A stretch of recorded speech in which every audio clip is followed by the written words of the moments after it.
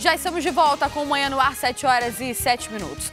E o jornal A Crítica de hoje destaca: ex-primeira-dama vai ficar em cela especial. A Justiça decretou prisão preventiva de Edilene Oliveira e José Melo. Para ler essa e outras reportagens completas, é só baixar o aplicativo A Crítica Digital no seu celular ou tablet. Cadastrando-se, você ganha 1 mês de assinatura grátis. O aplicativo está disponível para os sistemas Android e iOS.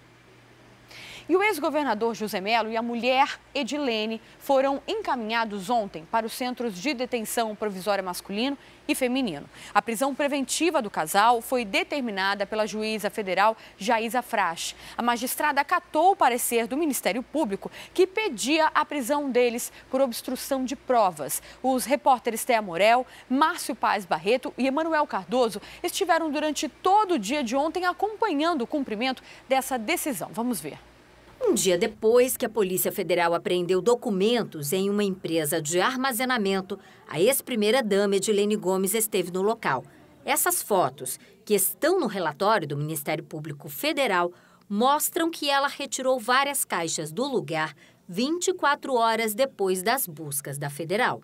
De acordo com o pedido, os suspeitos também estariam coagindo testemunhas, que informaram em depoimento ter recebido R$500 mil em dinheiro vivo para a reforma de um imóvel do ex-governador. Durante toda a manhã dessa quinta-feira, Edilene Gomes permaneceu aqui na Superintendência da Polícia Federal, onde José Melo já estava desde o fim de semana. Ou seja, os dois ainda tiveram uma chance de se encontrar e de trocar algum tipo de palavra. Nesse momento, o comboio da Polícia Federal segue em 2 carros em direção ao Instituto Médico Legal, que fica no bairro da Cidade Nova, onde a ex-primeira-dama Edilene Gomes e o ex-governador José Melo devem fazer o exame de corpo de delito antes de serem levados para o Centro de Detenção Provisória Masculino e o Centro de Detenção Provisória Feminino, que fica no quilômetro 8 da BR-174. Os agentes da Polícia Federal que fazem a escolta do casal ainda decidem por onde o casal deve entrar no IML. Aparentemente, o ex-governador está na viatura da frente e a ex-primeira-dama na segunda viatura. Cada um foi transportado em um dos carros. Os agentes decidem se eles vão entrar aqui pela parte da frente do prédio ou se eles fazem a volta para que os dois entrem pela parte de trás do prédio. Mas, nesse momento, eles estão abrindo as portas e agora sim o ex-governador José Melo está saindo do carro da Polícia Federal, a ex-primeira-dama Edilene Oliveira também, entrando agora no prédio do IML, escoltados por agentes da Polícia Federal. Durante a chegada do ex-governador e da ex-primeira-dama, a maior movimentação aqui no IML foi de jornalistas que cobrem a prisão preventiva do casal. A escolta foi feita por 2 viaturas e 6 policiais federais. O exame de corpo de delito durou menos de 10 minutos. Nesse momento, o ex-governador sai do Instituto Médico Legal. Ele e a mulher dele, eles acabaram de fazer o exame de corpo de delito e estão sendo colocados dentro das viaturas pelos policiais da Polícia Federal. E daqui eles devem seguir para os centros de detenção. Ele para o Centro de Detenção Provisória Masculino e ela para o Centro de Detenção Provisória Feminino. A situação não é confortável. O ex-governador José Melo é alvo principal das quadrilhas porque foi o maior número de apreensões de drogas e combate às quadrilhas de crime organizado de facções de tráfico que já existiu no Estado. Foi no curto período em que ele esteve à frente do mandato. Então, nós temos o receio e há um risco. Conforme você viu na reportagem, a Justiça entendeu que José Melo e a mulher dele tentaram destruir provas que possam incriminá-los. As investigações que culminaram na prisão deles são desdobramentos da Operação Maus Caminhos, que investiga um esquema criminoso que desviou R$120 milhões da saúde do Amazonas. As prisões preventivas são baseadas em fortes indícios de que José Melo e Edilene Oliveira estariam interferindo nas investigações, intimidando testemunhas e ocultando provas. As alegações são do Ministério Público Federal, que aponta os dois como líderes e idealizadores de um esquema que desviou 120 milhões de reais da saúde. Em 2016, a Operação Maus Caminhos revelou uma rede de propinas, vantagens em licitações e lavagem de dinheiro na área da saúde. O médico Muhammad Mustafa e secretários da gestão de Melo também foram presos. No dia 24 de dezembro do ano passado, durante a Operação Estado de Emergência, a polícia fez buscas numa empresa onde o casal guardava documentos e objetos. Imagens obtidas pelo setor de inteligência da PF mostram que, um dia antes dos agentes chegarem ao local, Edilene foi à empresa e solicitou o arrombamento de 2 boxes. Funcionários disseram que ela estava abalada e chorosa. Com a ajuda de parentes, levou algumas caixas, aparentemente contendo ceras de depilação. Não representa nada além do que a conduta de um empresário normal de buscar material para sua empresa. E isso está sendo tratado tanto pelo Ministério Público quanto pela polícia em informação como uma tentativa de destruir provas.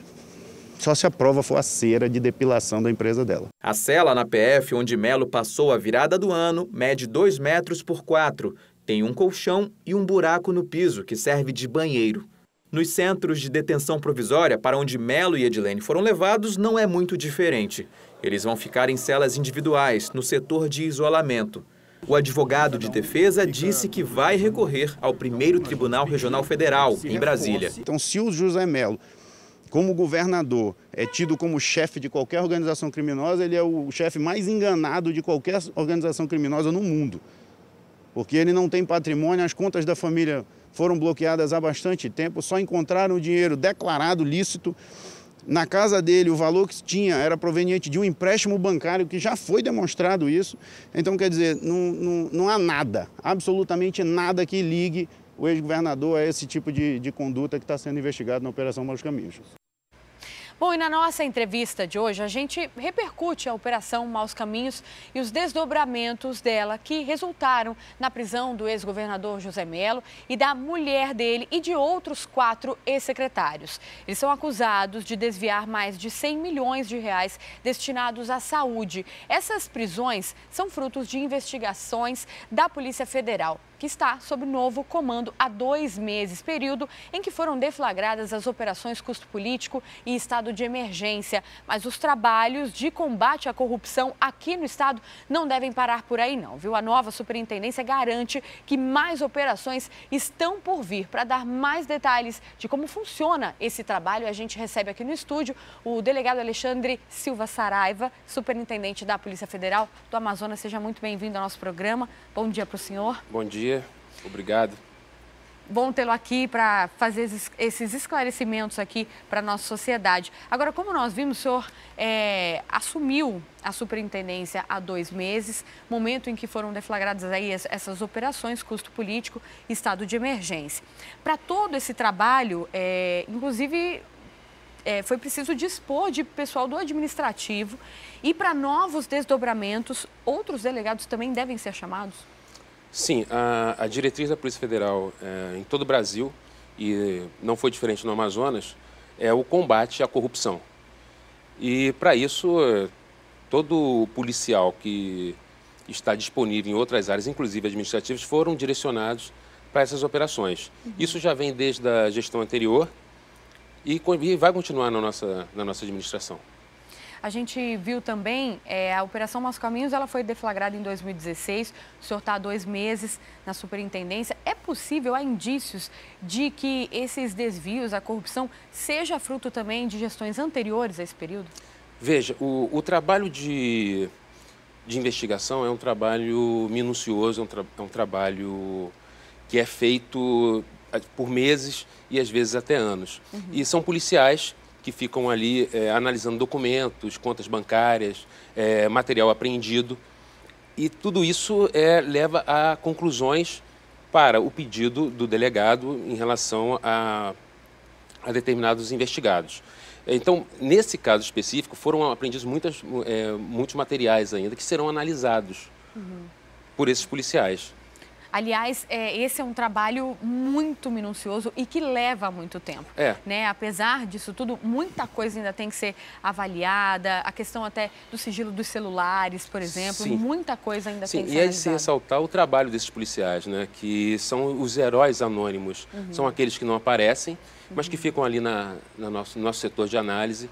Eu diria que o trabalho que esses policiais fazem em todo o Brasil, parafraseando Churchill, nunca tantos deveram tanto a tão poucos. E o trabalho que eles estão fazendo pelo Brasil realmente é digno de ser ressaltado aqui. É verdade. Durante essas operações, R$400 mil foram apreendidos, mas é um valor muito inferior ao que foi desviado, 120 milhões. É possível que esse dinheiro ainda retorne? Um dos grandes desafios quando se combate qualquer tipo de crime, e não é diferente na corrupção, é justamente buscar onde foram parar os recursos. E existe o crime de lavagem de dinheiro e essas quadrilhas todas, tanto de tráfico de drogas como aquelas envolvidas com corrupção, elas têm já elementos profissionais no sentido de esconder esses valores em contas bancárias no exterior. Então, esse trabalho é feito agora. A investigação policial, ela, no início, eu costumo comparar como você olhar um quarto através de um buraquinho de fechadura. E era isso que a polícia faz no período da investigação inicial. Agora nós entramos nesse quarto e nós estamos vasculhando e tendo uma visão mais clara do que aconteceu. Então, a partir de agora e no relatório final é que serão esclarecidos esses pontos. É como se no início a polícia ainda olhasse aquilo de maneira obscura, sabe o que tem mais ou menos ali dentro. Sim, e depois, mas não dá para ter isso... a noção exata de tudo, sob pena de inviabilizar o próprio trabalho. Entendi. Bom, o senhor acompanhou aí toda essa questão da prisão do ex-governador José Mello. Ele ficou primeiramente preso temporariamente por 5 dias e até aconteceu, nós ouvimos aí alguns boatos de que ele estaria depressivo, de que a saúde estaria mal, que inclusive poderia ter tentado contra a própria vida. O senhor acompanhou, né, o ex-governador. Como é que ele está? Bem, eu não acompanhei diretamente, mas os relatos que eu tenho de alguns policiais é que ele, inclusive, agradeceu ter sido tratado com dignidade nas dependências da Polícia Federal. E é esse o nosso padrão. Então, não parece com um quadro realmente depressivo? Não, eu não posso dizer, eu não sou assim, especialista em depressão e nem tive contato direto com ele. Mas é evidente que a prisão, para qualquer pessoa, é um abalo emocional. Agora, falam-se muito, né... A gente ouviu aí as fake news, né, como o pessoal costuma dizer, e a defesa de José Mello diz que ele está sendo atacado, de que informações, notícias falsas foram divulgadas, inclusive pela mídia. Vamos, inclusive, colocar aí, a gente tem a sonora do advogado de defesa, vamos ver o que é que ele fala. As investigações que estão sendo propostas, elas dão conta principalmente de ilações, dando ênfase a fofocas que foram publicadas na imprensa. Eu estou falando de blogs que a própria Polícia Federal afirma recebiam dinheiro para denegrir a imagem e a honra de seus opositores. Qual é o posicionamento do senhor? Veja, o direito de defesa é um direito consagrado na Constituição. E a defesa está fazendo o papel da defesa. Agora, cabe ao judiciário analisar os argumentos da defesa e analisar o que foi apurado no inquérito. O que nós pudemos ver em toda essa questão é um alto padrão de vida dessas pessoas, dos investigados, e o que não condiz com aquilo que foi relatado, né? Com o que eles teriam aí realmente de patrimônio. Agora, esse valor, esse enriquecimento, talvez até inexplicável, foi o que chamou a atenção mesmo da polícia? Isso foi apontado, essa conclusão foi apontada pela CGU, que a relação entre os sinais aparentes de riqueza e os rendimentos de um funcionário público, do nível deles, eram coisas absolutamente incompatíveis. E nós verificamos, sim, uma grande confusão entre o público e o privado. Certo. E um exemplo emblemático disso foi justamente o asfaltamento daquele ramal num lugar onde parece que é o único que está asfaltado, de 22 quilômetros. No sítio, né? No sítio. Então você imagina o quanto essa obra pública valorizou essa propriedade privada. A gente já pode falar em outros desdobramentos aí da operação? É claro que muita coisa vai ser descoberta agora. E é claro que existem outras investigações em curso. Nós temos mais de 500 inquéritos que investigam desvio de recurso público aqui no Amazonas. Evidentemente que surgirão outras operações, sim. A pasta da educação também pode estar envolvida? A nossa prioridade é desvio de recurso público da saúde, porque isso implica em salvar vidas. Quando falta investimento na saúde, pessoas deixam de ser atendidas com dignidade e, às vezes, até isso tem consequências fatais. E a educação também é um alvo importante das nossas operações por atingir também uma parte muito sensível, que é a educação das crianças. O senhor chegou a dizer também que a corrupção ela é a mãe dos crimes, né? Como o senhor falou, o combate à corrupção é a prioridade, é o número 1, né, na Polícia Federal, mas que outras frentes serão trabalhadas também aí na sua gestão? A Superintendência da Polícia Federal do Amazonas, ela já é uma superintendência conhecida, reconhecidamente reconhecida no Brasil como uma superintendência muito operacional, especialmente no combate ao tráfico de drogas. Então nós vamos manter isso. O combate ao tráfico de drogas vai continuar intenso, como sempre foi aqui, mas nós vamos estender também isso para o combate aos crimes ambientais, que é outra grande frente para ser explorada pela polícia, grilagem de terra, porque nós estamos num estado que tem a maior floresta tropical contínua do mundo. Então nós não podemos ignorar os crimes ambientais aqui no Amazonas, tanto em relação à proteção às florestas, como em proteção à fauna também, da biodiversidade do estado do Amazonas. Não dá para deixar essa questão de lado, né? De maneira nenhuma. O Brasil é signatário de diversos acordos internacionais em que se comprometeu a combater os crimes ambientais. Agora, nós estamos em ano eleitoral, né? Então, como deve trabalhar a Superintendência da Polícia Federal com relação a crimes eleitorais? A polícia vai intensificar bastante, é uma diretriz em relação, inclusive, às fake news, mas a questão mais importante, a polícia vai fazer a parte dela, como sempre fez. Inclusive, uma frente que nós vamos atacar bastante é a mudança de domicílio eleitoral. A gente sabe que isso acontece muito. Então, essas mudanças de domicílio no decorrer desse ano serão analisadas. Mas o mais importante é que a população se conscientize, porque o Brasil tem jeito a partir do momento que nós exercermos o nosso voto de maneira responsável e consciente. A polícia é só uma parte da solução. Agora, Saraiva, voltando a falar um pouquinho sobre Maus Caminhos, sobre a prisão do ex-governador José Mello, o que se dizia, né, e o que a gente sabia, é que o médico Mohamed Mustafa seria o cabeça dessa organização. Mas existem fortes indícios de que, na verdade, José Mello e a mulher é que seriam os líderes, os idealizadores de todo esse esquema, é isso? Olha, o que eu posso te dizer é que isso está sendo investigado. Mas tem um ditado que diz o seguinte: não existe hierarquia entre ladrões.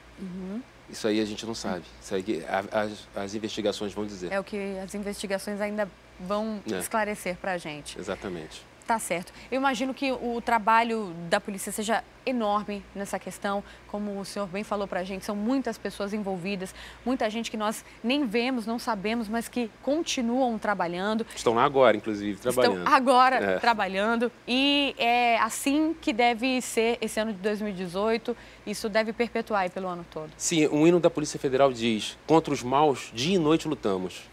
Isso deu para perceber no dia 31, né, quando nós recebemos a informação de que a Justiça Federal tinha decretado a prisão a pedido do Ministério Público Federal, e nós conseguimos reunir um efetivo grande no dia 31, que foram trabalhar com a maior boa vontade do mundo. Sobre a Edilene, inclusive a esposa, né, do ex-governador, só se chegou nela agora um pouquinho depois, né? Como foi, como aconteceu toda essa prisão dela? A Polícia Federal, e nisso andou muito bem o nosso delegado, é muito conservadora na hora de pedir uma prisão. Então, nós realmente só pedimos uma prisão quando nós temos certeza absoluta de que aquela pessoa está envolvida, né? Por isso que, às vezes, demora um pouco, a gente retarda um pouco o pedido da prisão de determinada pessoa. Nós vimos, inclusive na reportagem, que ela foi até um local pegar caixas e tudo mais. Esse material já foi averiguado, já foi verificado? Está sendo averiguado. Ainda está sendo Sim. averiguado. Bom, como nós dissemos, né, muita coisa é divulgada, as notícias vão chegando, mas o trabalho, na verdade, de perícia, de investigação, ele é um trabalho muito longo e que agora vai durar bastante tempo. Sim, isso exige muito, né? Nós temos peritos especialistas em extração de dados, de equipamentos eletrônicos, mas é um trabalho delicado, é praticamente uma obra de arte que eles têm que fazer para não danificar.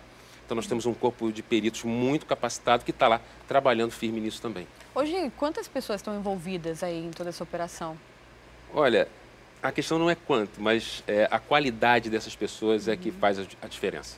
Tá certo, então. Olha, obrigada pela participação Eu que do senhor agradeço. aqui no nosso programa. O espaço está sempre aberto para a Superintendência da Polícia Federal, na pessoa do senhor. E é um assunto muito pertinente à nossa sociedade, é um assunto que muito nos deixa indignados, né, revoltados aí, toda essa questão da saúde, o quanto nós temos mostrado aqui no nosso programa a falta de medicamentos nos hospitais, a falta de estrutura nos hospitais, falta de leito, as pessoas estão morrendo por conta da precariedade do sistema de saúde. É um verdadeiro genocídio que a gente observa no Brasil inteiro com essas fraudes às licitações relativas à saúde. E é algo que realmente a nós, né, como pessoa, como cidadão, como sociedade, a gente fica realmente muito revoltado esperando essas respostas. Eu acho que é isso que a população espera e num ano eleitoral, né, que isso faça a diferença. E é bom lembrar que, independentemente de se ter plano de saúde ou não, todos nós precisamos do sistema público. Porque numa emergência nós vamos todos para o hospital público. A gente acompanhou várias situações aí ao longo deste tempo, as pessoas morrendo nesses locais por falta de recurso, é algo sério, aliás, seríssimo, é urgente e a gente espera e acredita no trabalho da Polícia Federal. Obrigada pela participação do senhor mais uma vez. Muito obrigado. E um feliz ano novo. Para vocês também. Tenho certeza que será um ano de muito trabalho, mas também de muita competência aí à frente da Superintendência. Tá certo. Obrigada, bom dia. Bom dia. Olha, o Tribunal Regional Eleitoral do Amazonas volta a fazer o cadastro de biometria na próxima segunda-feira, em Manaus, tá? Quem traz mais informações sobre esse assunto pra gente é a repórter Thea Morel, com quem eu converso ao vivo agora. Thea, bom dia pra você. Conta pra gente até quando vai o cadastramento. Bom dia, Carol. Bom dia a todos. Olha só, esse prazo realmente vai ser bastante esticado por parte do Tribunal Regional Eleitoral, né? Começa no dia 8 de janeiro, como você mesmo disse, na próxima segunda-feira, e vai até maio de 2018. Ou seja, tem pelo menos aí 4, 5 meses para que as pessoas possam resolver a sua situação no Tribunal Regional Eleitoral. Basicamente, a partir da segunda-feira já começam acessíveis ao público os serviços de retirada de título, aquelas pessoas que quiserem trocar de domicílio, aquelas pessoas que quiserem tirar a segunda via do título de eleitor, podem fazer isso já a partir de segunda-feira, também a partir de maio. E, claro, o recadastramento biométrico, que serve justamente para aquelas pessoas que não conseguiram votar na última eleição. Nós tivemos em 2017 uma eleição suplementar que precisava já da biometria, né? Já precisava ali do cadastro do seu dedo, da impressão digital para que você pudesse votar e dispensando aí também a apresentação da identidade. Pelo menos esse é o plano futuro do Tribunal Regional Eleitoral para as próximas eleições. Então, quem quiser fazer o cadastramento da biometria também pode através do Tribunal Regional Eleitoral. Carol, é muito comum que nesse serviço, nesse sistema, as pessoas não procurem tudo agora nesse primeiro momento. Mas uma boa novidade que o TRE Amazonas está divulgando para todo mundo, né, é justamente o atendimento. Você pode fazer o agendamento através do atendimento, né? O atendimento através de agendamento, você entra em contato com o Tribunal Regional Eleitoral do Amazonas, entra no sistema, no site www.tre-am.gov.br e você pode fazer o seu agendamento. O que significa isso? Você vai escolher a unidade onde você vai ser atendido, né? E você vai escolher também o horário. E com isso, você evita ali ficar em filas, ficar naquelas grandes filas que já se formam desde o início da manhã e tem o atendimento com toda certeza agilizado. Para quem não consegue entrar na internet, o próprio TRE também está disponibilizando o agendamento, né, todas as quintas-feiras. Como é que funciona isso? Você pode ir até o Tribunal Regional Eleitoral nas quintas-feiras, depois de 1 da tarde, e você faz o agendamento para que o seu atendimento seja feito no outro dia de manhã, na sexta-feira, a partir de 8 horas da manhã. Esse agendamento, tanto pela internet quanto o agendamento presencial, ele está disponível apenas de acordo com o número de vagas, né? Como tem ali um número fixo de guichês que vão fazer esse atendimento, ele só pode ser agendado de acordo com o número de pessoas que o Tribunal Regional Eleitoral tem capacidade de atender. Uma boa dica também para esse agendamento é para aquelas pessoas que querem votar já a partir de 2018. A gente lembra que o voto é opcional para quem faz 16 anos até o dia 7 de outubro de 2018. Então, essas pessoas que vão fazer 16 anos, se quiserem já votar nesse pleito de 2018, se quiserem participar, exercer sua cidadania, podem, mas precisam tirar o primeiro título de eleitor e, portanto, também precisam aproveitar esses prazos que estão sendo dados pelo Tribunal Regional Eleitoral, a partir de segunda-feira, dia 8 de janeiro, até maio de 2018.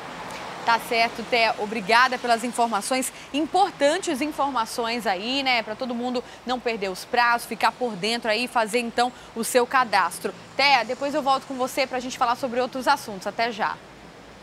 E olha, você aí de casa, tá? Não saia daí, porque daqui a pouco a gente tem o roteiro do dia. Eu preparei uma matéria muito interessante para você sobre os museus da cidade que estão com programação diferenciada para esse período de férias. E a gente fala de esporte também ainda hoje. Até já!